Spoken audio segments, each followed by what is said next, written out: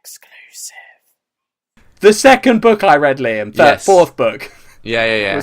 It's called The Hero and the Crown. Yeah. And it's kind of weird. It's not weird. Is this another good review or a critical review? I don't want to sound like I'm bumming it, but it was really good. Alright, so another 4 out of 5? Well, yeah. Okay, cool. Next. No! It's really good, Liam. Okay. Tell us why it's so good, Jack. Because it's all about a girl who is the daughter of a king, but she's not in line for the throne because her mum was foreign, I think was the logic. Yeah.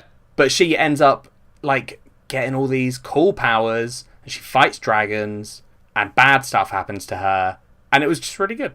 So, okay, I have another question about the way you're reviewing these things. Yeah.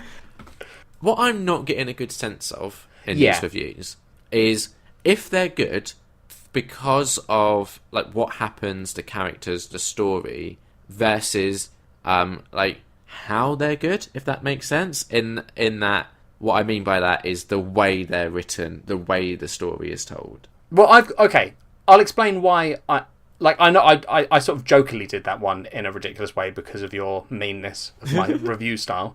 But in all seriousness, right? Yeah. I know a lot of people read a book and talk about like the writing style and stuff. Yeah, because that is a key factor. Yeah. Here's the thing. I can't talk about that.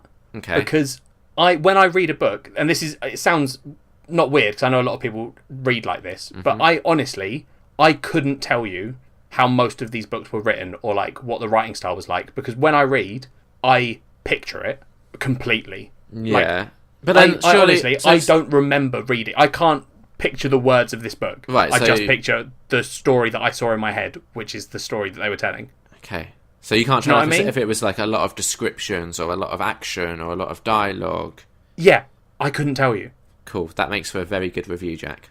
No, but it does, because if you're coming... Like, here's the thing, right? Yeah. I think different people want different stuff from reviews, okay? Yeah. And if you want someone to review something and talk about that kind of thing, which some people do, and probably a lot of people do, right? Yeah, probably a lot. Then you go and find a reviewer who talks about that kind of thing. If you're just interested in the story and how that book's going to make you feel and shit, all the emotional crap that I am known for. Yeah, if you're just that's interested what I do. in hearing you how many times Jack books, these are the reviews for you. But here's the thing, you're being ridiculous, because there are clearly people that read like that, because I read like that. Yeah. So, like, it's the same with films. Like, I don't give a shit about who directed a film, right? Like, it doesn't matter to me, because I judge the film based on the story.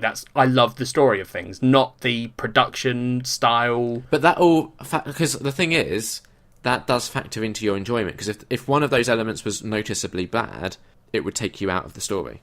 Yeah, but then that would be something you'd so because I'm reviewing from the story perspective, if I had been ripped from the story wouldn't have been as good. So when I'm reviewing the story, it would come out and I'd be like, oh yeah, I actually didn't like this one. And then you'd be like, why? And I'd be like, I'm not sure, but I think it was this. Yeah, okay. Do you see what I mean? Yeah.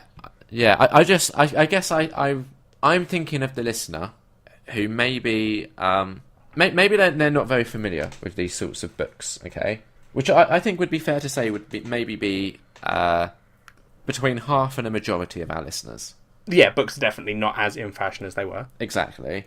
And my only concern is if you're just bumming every single book you read, for a listener who maybe initially might have been like, oh, that sounds interesting, by the end of your review of like the fifth book, where it's just more of the same, I worry that it's then going to put them off of reading something. Right, but here's the thing, Liam. I don't read for this podcast. We have Culture Swap. Culture Swap is where we experience a range of things, good and bad. I read books because I like reading and I want to read good stuff. So what I do, Liam, is I find the good stuff and read it. I'm not going to start reading shit. No, I'm not saying that. But what I'm saying is I think you could give better reasons for why you like stuff that would then entice listeners who are tempted into actually tracking those down. Because I feel like but I also can't make up what I liked about a story. No, but I'm just saying, if you was more specific, then a listener might be like, so for example, might have liked the idea of this magician's one because of the way you described it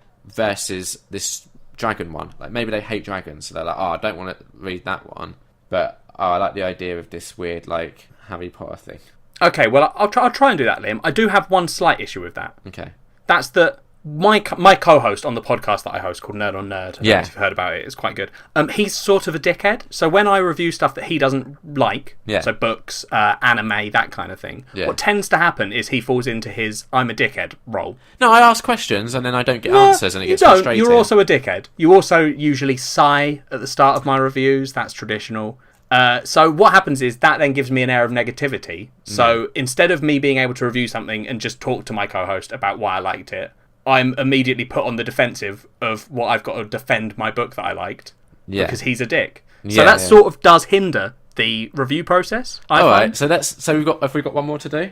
Well, no, because I haven't reviewed this fucking book yet. Okay. Oh, come on then. Oh, so immediately you sighed. You can't even do it for a minute.